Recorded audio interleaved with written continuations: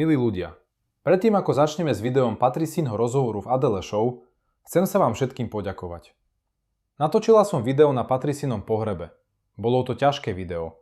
Bola som veľmi smutná a ledva som videla na obrazovku. Do dnešného dňa si toto video pozrelo 3 milióny ľudí. Natočiť video je jedna vec, ale aby bolo úspešné, potrebujete aj publikum. A to ste vy. Vďaka vám je video úspešné.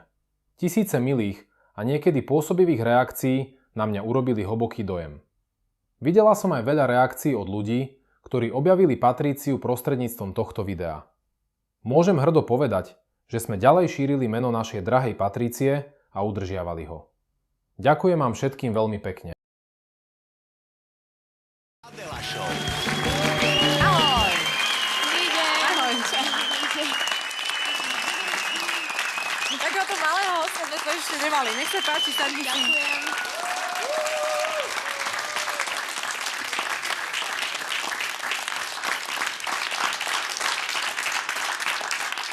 Ty si najmenší host, akého sme tu kedy mali. To je dobré. To je dobré však. Ty by si mala o tomto čase už spať, ale ty si zvyknutá, veď ty si Talentmániu prežila, o takých hodinách si ty spievala všelijakých.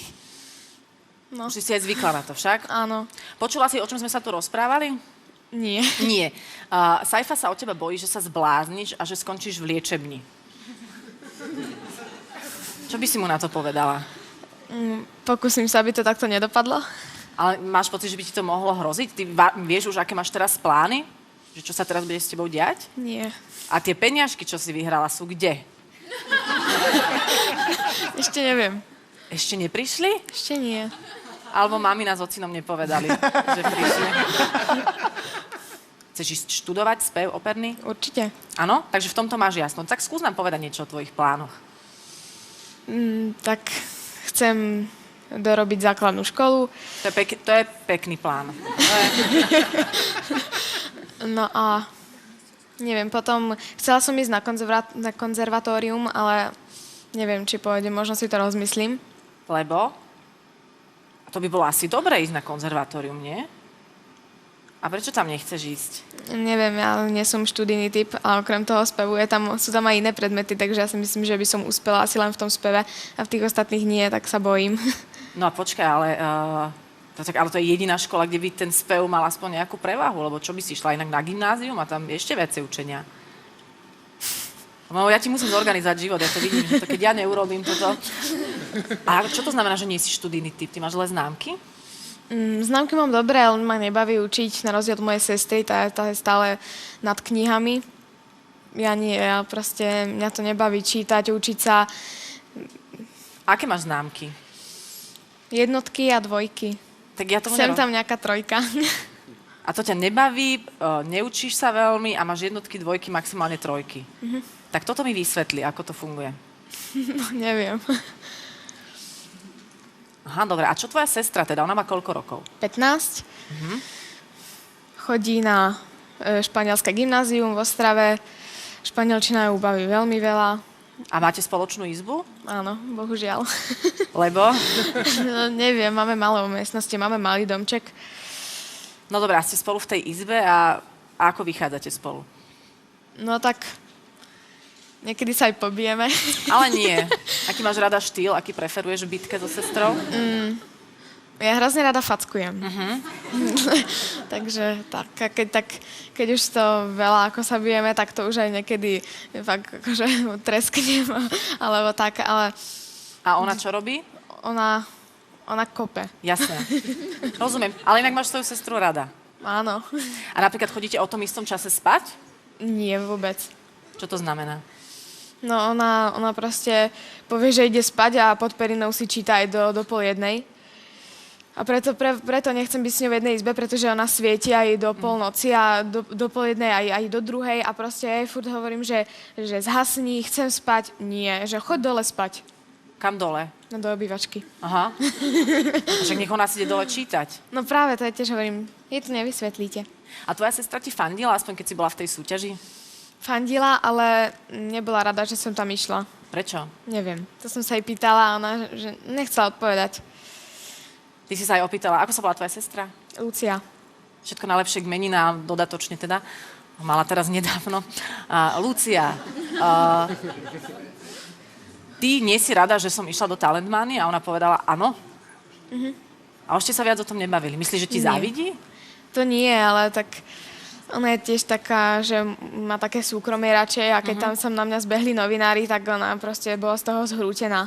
A prečo žijete vlastne v Českej republike? Ja neviem, ja som vlastne Slovenka, ale keď som sa narodila v Nemecku, tak hneď asi 3 mesiace po mojom narodení sme išli sem do Česka a doteraz neviem prečo, asi kvôli zamestnaniu rodičov, alebo... A prečo si sa narodila v Nemecku teda ešte? Pretože rodičia, keď sa zoznámili tuto v Slovensku obidvaja, lebo obidvaja sú Slováci, tak oni proste spolu cestovali do Nemecka, tam mali svadbu, tam mali mňa aj sestru a potom hneď sme odišli do Českej republiky. A nevieš presne, že z akých dôvodov a tak prečo? Neviem. A čo robia tvoji rodičia vlastne? Tak moja mama je sekretárka na mojej škole. Dobre. A to je veľmi zlé. A už vieme, prečo máš také dobré známky, aj keď sa neučíš, no? Nie, to je práve blbé, lebo keď mám treba, keď sa tam niečo stane, alebo dostanem práve zlú známku, tak sa to dozvie hneď ako prvá. Jasné. Hneď za mnou beží do triedy a urobí mi tam trapas pred deckami. Jaj. No. Jasné, to je blbé, no. A ocino? Riaditeľ školy. Nie. Ten je hudobník. Aha. Takže dosť možné, že po ňom si asi zdedila nejaké to tvoje nadanie. Áno. Ty môžeš mutovať?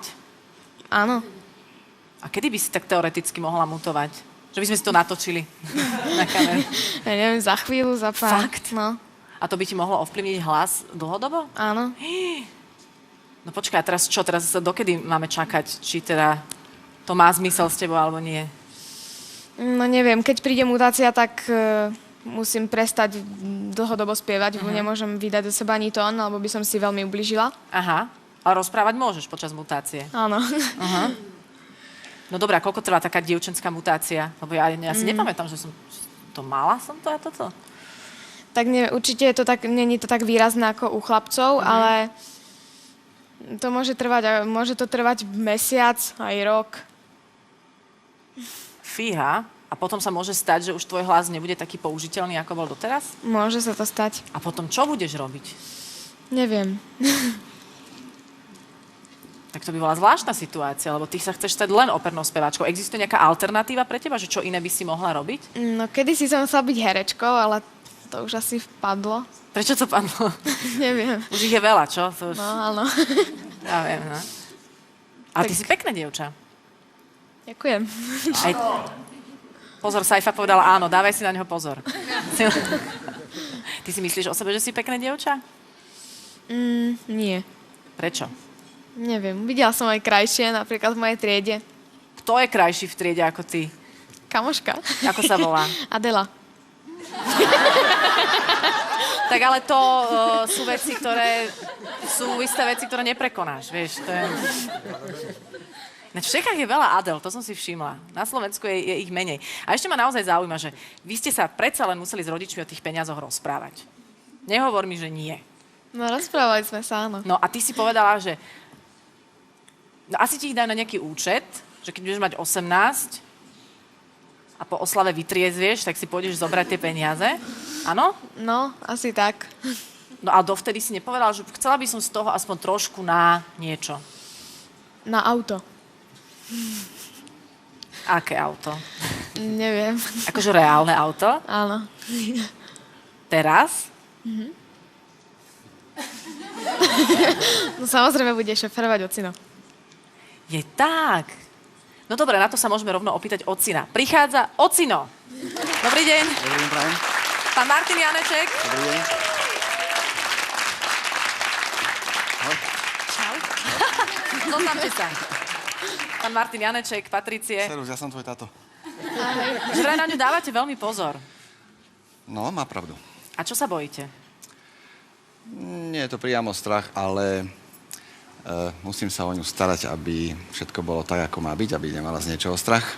A staršia dcera nežiarli, že sa o ňu možno menej staráte teraz?